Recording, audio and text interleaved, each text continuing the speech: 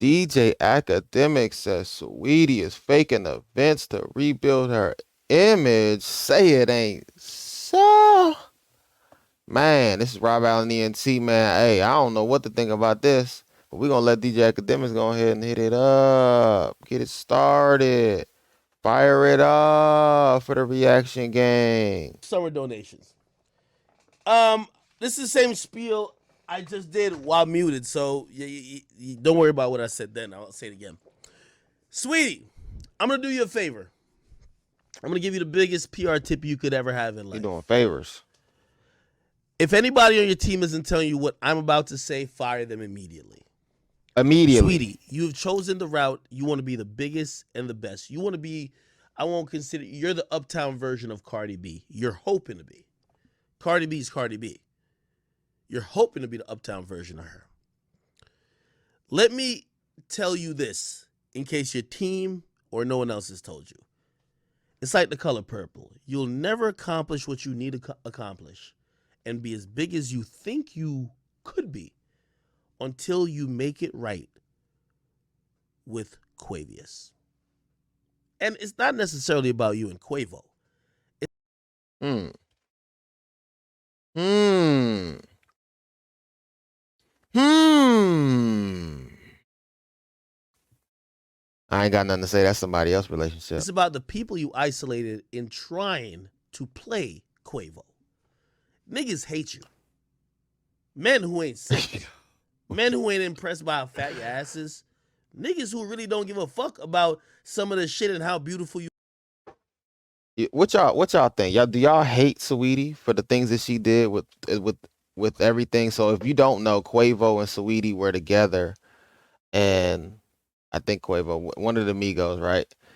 And they had some, you know what I mean, a lot of the things that she said on Justin LeBoy's podcast. I think he's got like a show or a podcast, something like that. And he I think it's Justin LA Boy. I said Love Boy. It might be Justin LA Boy. Um but he had a lot of she had a lot to say about Quavo. So I'm trying to figure out, maybe, you know what I'm saying, do y'all feel the same way about Saweetie before the Quavo situation? Do y'all feel like, or after? You know what I mean? Do you feel like she kind of showed um almost a disdain or some type of, but be honest, they went through what they went through. So, you know what I mean, she's probably feeling like that towards Quavo, and maybe not all men, but she's made videos pretty much saying that she feels like, oh, most men are just misogynistic and most men are just this. If you listen to her music, um she's definitely empowering women, but I don't think you should or have to empower anybody or anything at the expense of something else.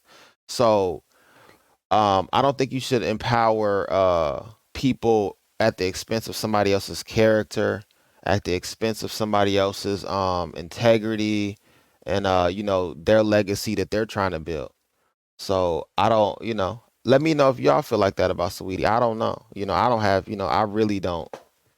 It doesn't matter to me. I never looked at Saweetie as somebody like, oh, me personally, um, as someone who's gonna just she could become the, the next Cardi or whatever, things like that. She got the look, she's got, what, I guess what men desire. And so I don't know. You look, which you are beautiful. But those are the same people that when this clip is posted, I see them slandering you constantly. This clip was supposed to be a nice PR gesture. Somebody who in your little PR team probably said, hey, let's show people that you're not big-headed and that you're still down for the fans. Let's bring you to the dirty pier of Santa Monica. No disrespect, Santa Monica. Let's have you perform. And Yo, let's give it up for the Santa Monica Pier disc, dog.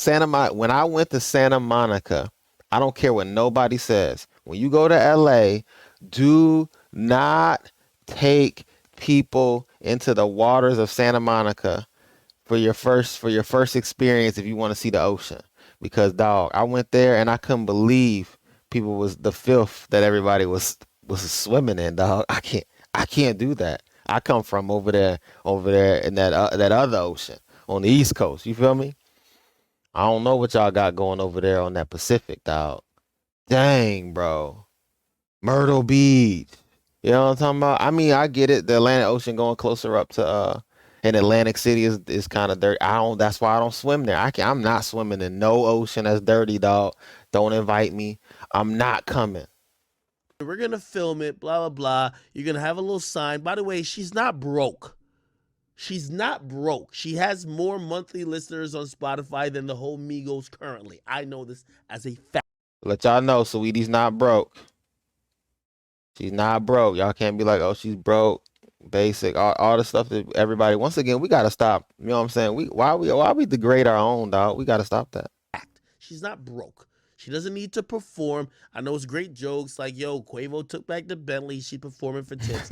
She's not broke. Yo. This was a attempt to humanize her, Yeah. to make it seem like she's not just this overproduced, lit chick that no one could relate to.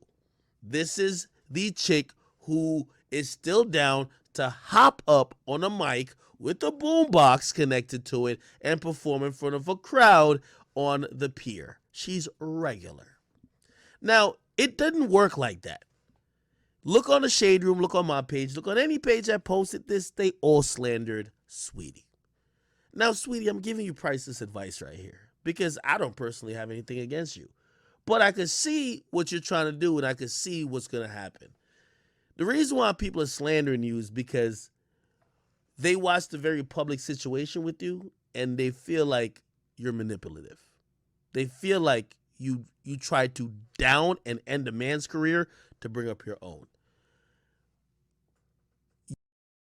Hey, I'm gonna be honest. That's not a good I mean, at this point, burning bridges and burning relationships to get to fame is probably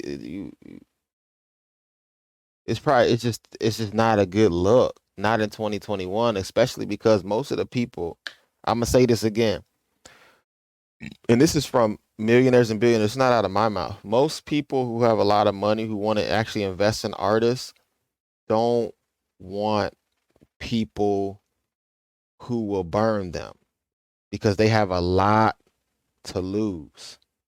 So if you have a little to lose, that's why they normally don't really deal with people who have a little bit to lose and then they don't have that concept. So if you don't have the concept that relationships matter and you shouldn't just burn all your relationships, you know what I'm saying? You can leave relationships, but don't leave while throwing gasoline, you know what I'm saying, and the match behind you on the way out. That's all he's saying. And that's not a good look for your brand going forward because now all the people with the money's looking like, dang, if you'll do that to the person you was with, I know you'll do it to me. You need to speak on that. Whether it's an interview, whether it's a documentary, I don't care how you do it. But niggas hate you. I'm telling you the facts. The majority of He throwing that word around. I ain't gonna front. There's a little bit of dislike when I first seen it. I was like, dang, we about to do this again. Like, but at the same time, when people are in relationships, they do different. They get mad different, So it's just different. dudes that are watching who they like, again, remove the sexual urge. Like, like, I get it. A lot of women appeal to sexual urges of dudes. So like if you look good, they like you. But there's a lot of dudes who they could fuck with a down ass chick, or they could fuck with a chick who, is with the nigga that they fuck with. And I get it. This is all, I'm delving into some things that people wouldn't want to admit it. So I understand if somebody takes and clips any part of this and be like, what is he talking about? I'm talking real life, okay? We're not going to just act like these things don't exist. A lot of niggas, my page is 90% men. When I post on my Instagram page, 80% men actually. That's an accurate statistic. They're all clown Saweetie. They look at Saweetie like she's like a joke. They don't even, she can have the hottest song in the world. They don't even take it seriously. It's all because of her actions and how people are perceiving her and how people are perceiving her actions with someone who they either may like or may think to represent them. I think she needs to speak to that a bit.